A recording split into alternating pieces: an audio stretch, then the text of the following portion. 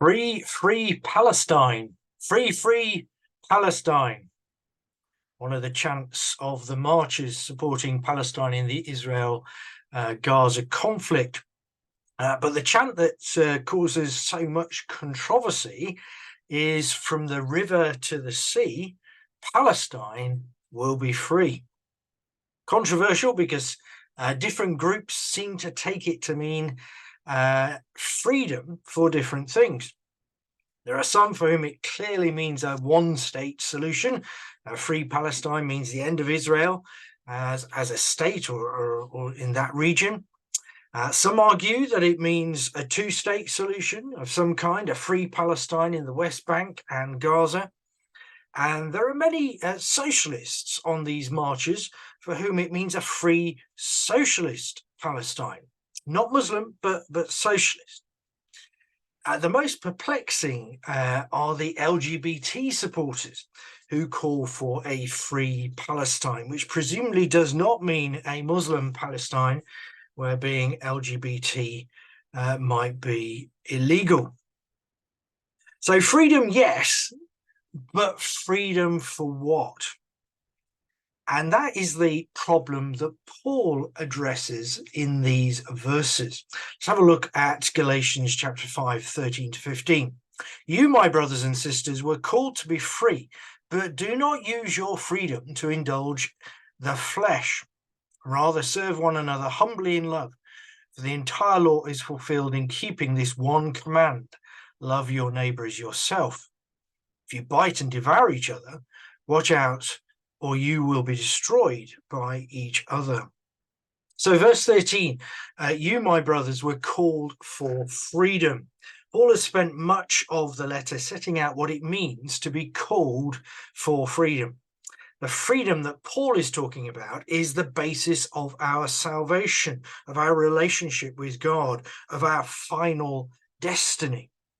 It is freedom from the idea that we can be right with God by our own efforts, by doing the law, by works of the law. What Paul calls justification by God. And justification is based solely on Christ's redeeming work on the cross. Paul has explained that we're cursed by our failure to obey God. We stand condemned, but Christ became a curse for us instead of us, opened up the way for God's blessing to fall upon us. So we're saved by God's grace, not by our human efforts. We're justified by faith in Jesus Christ and his work on the cross and nothing else. So as a result, we have freedom from guilt because we are forgiven. We have freedom from the yoke of the law, the burden of the obligation to obey the law as the means of the right standing before God. And we have freedom from trying to earn our status before God because he's adopted us into his family. We've entered into a new era of freedom and grace in the Spirit. So the letter so far has been about the danger of losing that freedom, the danger of going back to legalism. But now Paul turns to the danger of abusing that freedom, the danger of going back to a license to do what we want. And he wants to correct any misunderstanding about what exactly the freedom is for. In short, he says, don't abuse your gospel freedom. And he does so by making 3 points. So, freedom, yes, but not to indulge the flesh, rather to serve one another in love. That's verse 13. Freedom, yes, but not to ignore the law, rather to fulfill the law in love for neighbor, verse 14. And freedom, yes, but not to devour each other, rather to live by the Spirit, verses 15 and 16. So firstly, freedom, but not to indulge the flesh, but rather to serve one another in love. The problem with the truth that God does not justify us by works of the law, but by grace alone, is that it can give the impression to us that what we do does not really matter. We can behave in whatever way we seem or deem fit. How we interact with one another doesn't really matter if we're saved by grace. We can act in our own interests. Now, this, of course, chimes with the zeitgeist, the spirit of our times, where the slogan can often be true to yourself.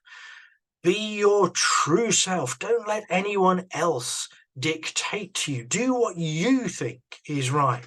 Be your own authentic self. But of course, being forgiven does not mean that we are set free to live any way we like. I'd hope that all of us understand that Christian freedom is freedom from sin, not freedom to sin. But whilst we may know that intellectually the flesh can be strong within us, to paraphrase Star Wars, and when we indulge the flesh, we can sometimes do so presuming on God's forgiveness, using God's love and grace as a kind of cover for wrongdoing. The word indulge here literally means a place from which an attack can be made, and was used to signify a military base camp. So freedom in Christ is not to be used as a jumping off point for the flesh. Now, Paul uses this word flesh here to signify the deep-seated sinful desires that can well up within us, that tendency to sin, the weakness within that leads to sin, the desire to be self-centered and not God-centered. And in the next few verses, he's going to expand on this. Verse 17, the flesh desires what is contrary to the spirit. The flesh and the spirit are in conflict with one another. A battle rages for supremacy. And the flesh is about putting self in charge, and the spirit is about putting God in charge. And in verse 19, he lists some of the examples of the flesh getting the upper hand: sexual immorality, impurity, debauchery, idolatry, witchcraft, hatred, discord, jealousy, fits of rage, selfish ambition, and so on. And in verse 22, he gives examples of when we live by the Spirit and God gets the upper hand, the famous fruit of the Spirit, foremost of which is love. Now, we're going to be looking more closely at those verses next time. But for now, Paul is saying freedom does not mean indulging the flesh. But what it does mean is serving one another in love. Now, the word serve here literally means to serve as a slave. So the NIV inserts the word humbly to convey the sense of the verb. After all, as followers of Jesus, we will want to emulate our master. The spirit within us is forming Christ within us, as Paul has said earlier in the letter. And Christ-like character is part of what being a Christian is. Think of Jesus' act of washing his disciples' feet, a job normally done by a servant, by a slave if you had one.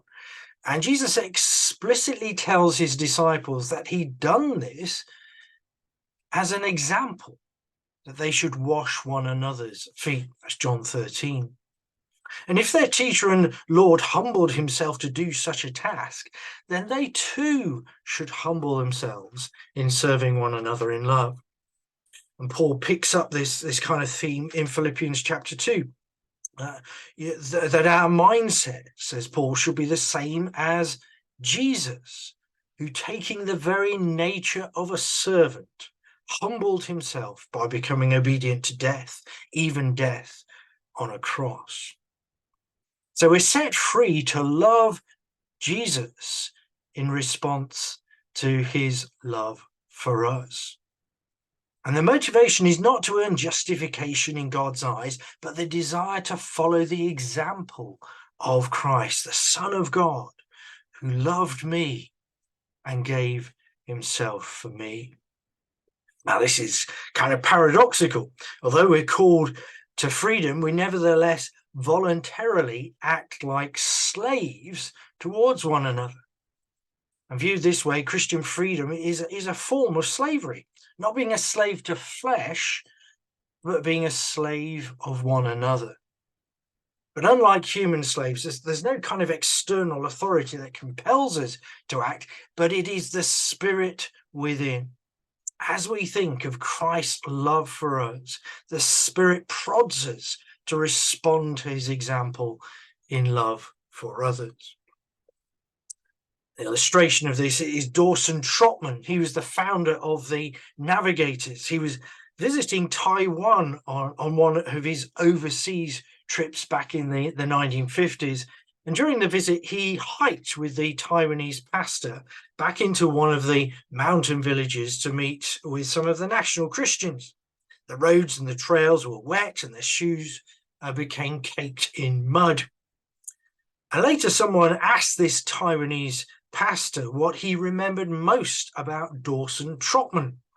And without hesitation, the man replied, "He cleaned my shoes." The pastor had woken up the next morning to realize that the Christian leader from America had risen before him and cleaned the mud from his shoes. And such a spirit of servanthood marked Dawson Trotman throughout his Christian life, and he kind of tragically died as he lived, giving his life to rescue someone from drowning. But you don't need Dawson Trotman as an inspiration. It's Jesus who we look to. Secondly, Paul reinforces what he's just said by saying that freedom is there, but not to ignore the law, rather to fulfill in love for our neighbor. So verse 14, for the entire law is fulfilled in the one command, love your neighbor as yourself. So here's a kind of another paradox. If you remember last time, we considered how Paul told the Galatians that being circumcised effectively means they're committed to obeying the whole law. That's chapter 5, verse 3. Something that, of course, is impossible. But now Paul tells them to obey the law. The entire law being summed up in this command to love your neighbor. Of course, it's only an apparent paradox because Paul was saying that obedience to the law should never be the basis for salvation, for justification before God. But Paul at no point is saying that the law can therefore just be ignored, completely set aside and disregarded. Now the Christians' relationship to the Old Testament law, to the Torah, the first 5 books of the Bible, it is a big topic. But briefly, one approach is to attempt to categorize the law as ceremonial, civil, or moral. It's what the 1646 Westminster Confession of Faith does, which was drawn up by Puritans and followed by many Reformed churches. Ceremonial laws, such as sacrifices and purity laws, are no longer needed. Jesus' coming has made them effectively redundant. Civil laws will inform how laws of the land are formulated and therefore are still useful. And moral laws still stand and are to be followed by Christians. And this can be a helpful and useful way of looking at the Old Testament law. The problem is that the law itself, when you study it, doesn't use this framework. So making that distinction between these categories can sometimes be a bit difficult. And many Christians who study these things today advocate an approach which is one of finding the principles embodied in the law, and then crucially doing that through the lens of the New Testament. course, the key principle in the New Testament is that obedience to the law is not the means of justification. Now, in this verse in Galatians, Paul cuts through that discussion and does much as Jesus did when asked which is the most important law, which law sums up the whole law. If you go back to Matthew 22, verses 34 to 40, we have this account. Hearing that Jesus had silenced the Sadducees, the Pharisees got together, and one of them, an expert in the law, tested Jesus with this question: "Teacher, which is the greatest commandment in the law?" And Jesus replied, "Love the Lord your God with all your heart, with all your soul, with all your mind. This is the first and greatest commandment. And second is like it: love your neighbor as yourself. All the law and the prophets hang or depend on these two commandments." So here Jesus is finding the key, the most important commandments. They're both about love for God, love for neighbor. They're both positive laws. And they're not telling us what not to do, but what positively to do.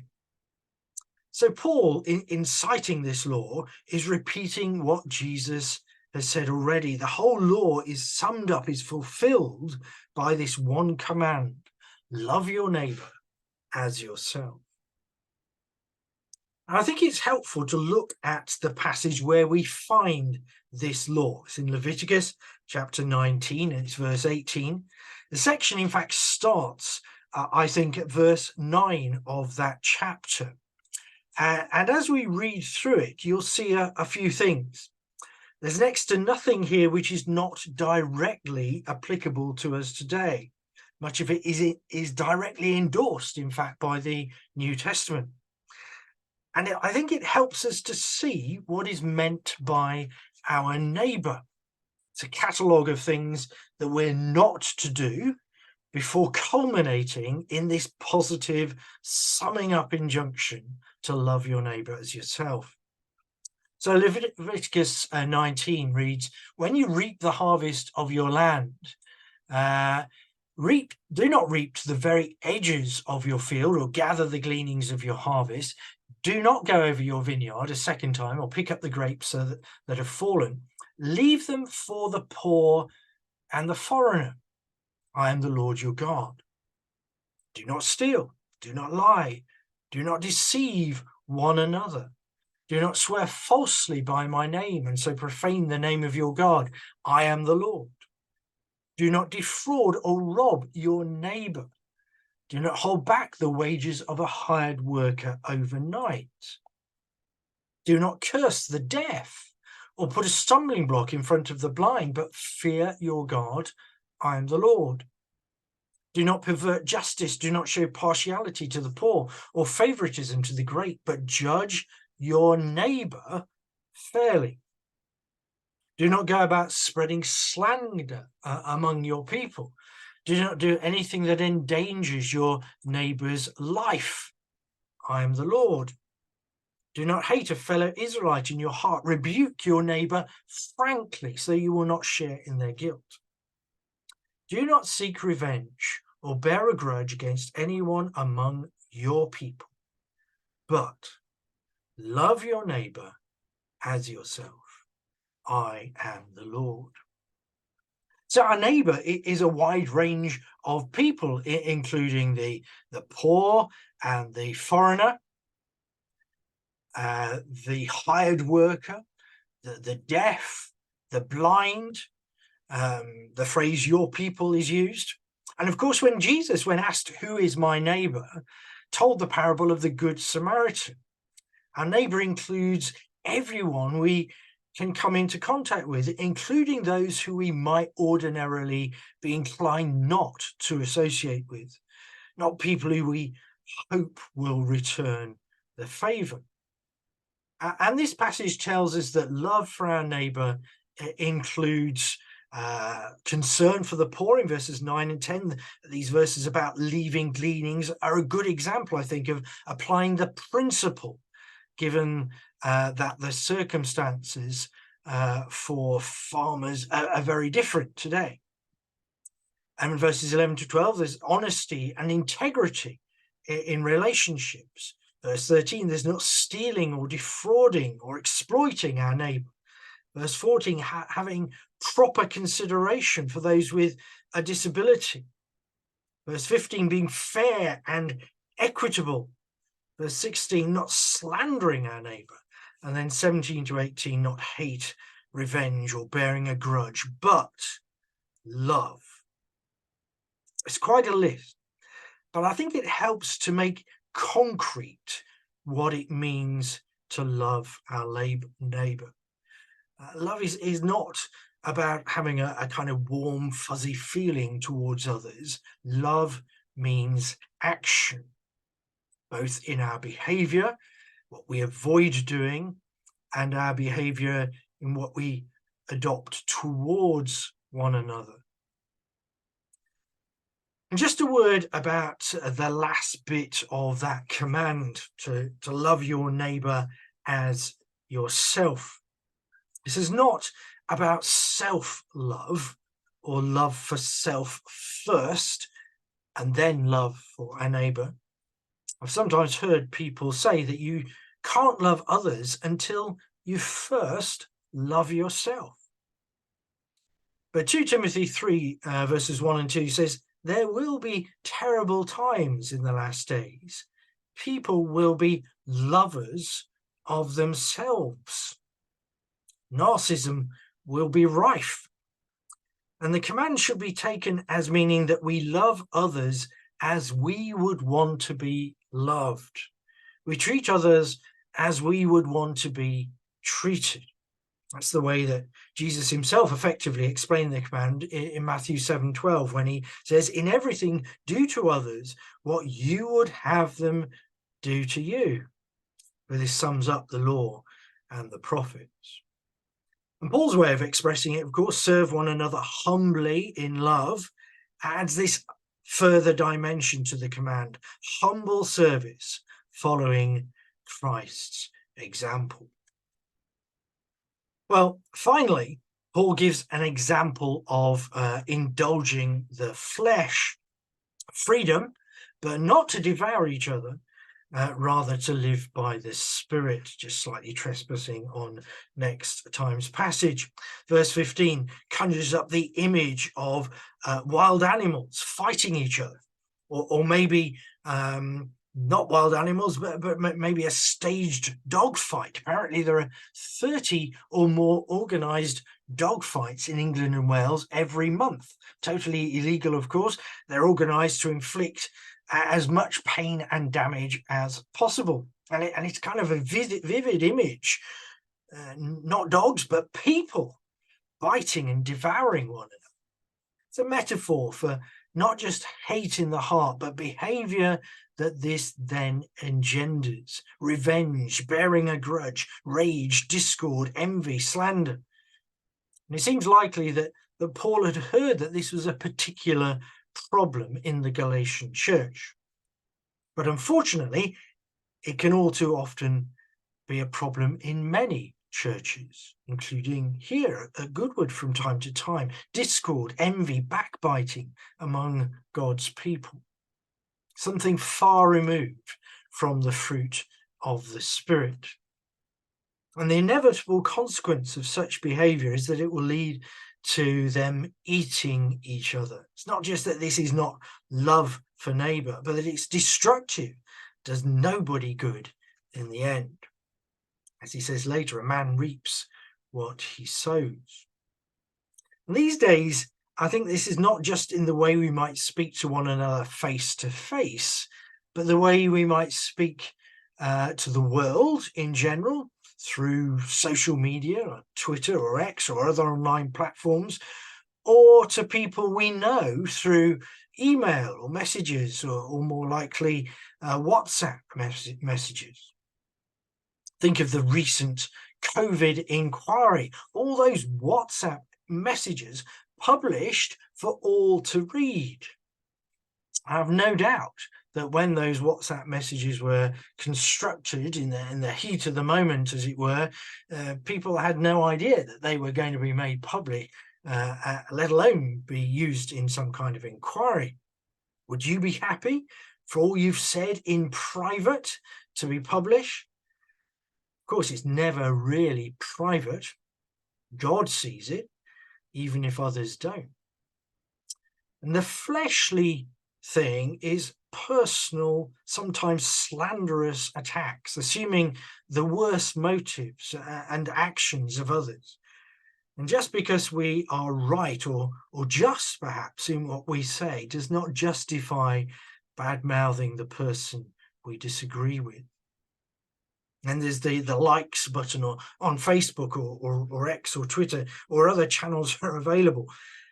What does it say in Proverbs 20 verse 3? It is to one's honor to avoid strife, for every fool is quick to quarrel.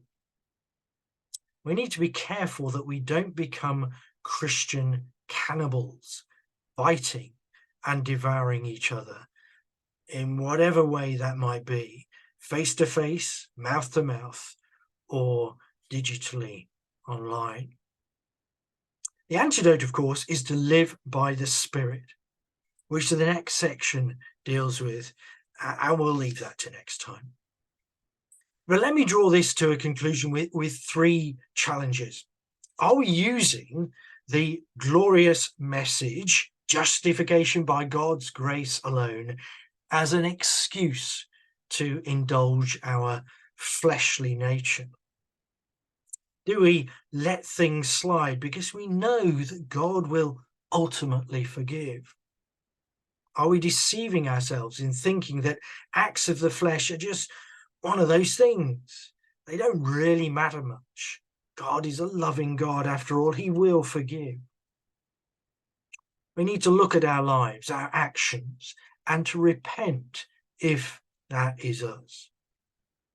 But secondly, is one of those fleshly actions a tendency to fight and quarrel? Are we too quick to condemn, too quick to vent, whether it be face to face or online? The danger is that in the end, we'll be wrecked by the fight that we enter into. And thirdly and lastly, are we devoted to serving others in love? Instead of indulging the flesh, are we putting in its place life in the Spirit with love at its center? Not just warm feelings towards others, but actions towards them. Honesty, fairness, generosity, kindness, helping others where they need it, treating others as we would want to be treated. All because Jesus loved us and gave himself for us. Our Redeemer, yes, but also our supreme example of loving, humble service.